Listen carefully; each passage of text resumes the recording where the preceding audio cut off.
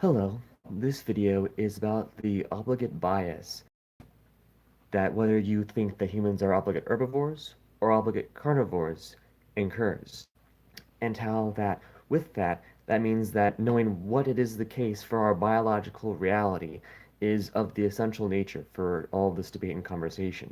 Whether or not we actually are obligate herbivores, obligate omnivores, well, that's not really obligation, or obligate carnivores affects everything. Whether or not we are this way or that way, here's why.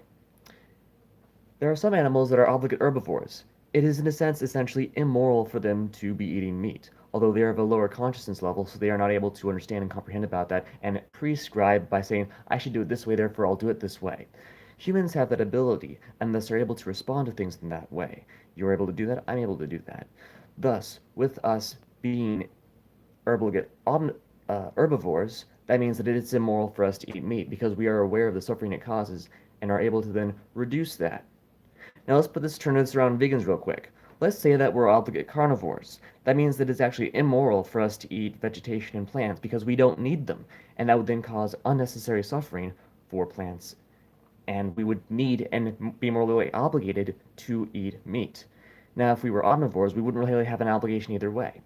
That's just covering this and why this creates a basic divide and a basic bias from which either an obligate herbivorist would look at an obligate carnivorist, whoever would be advocating either of those things, there would be an obligate bias because it is literally immoral from each view to be the other way.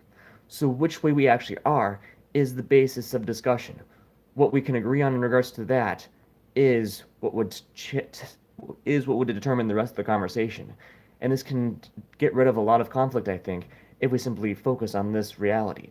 Because if we don't, we're going to simply be talking past each other forever, more or less. Because there is an inherent bias in either way of looking at it.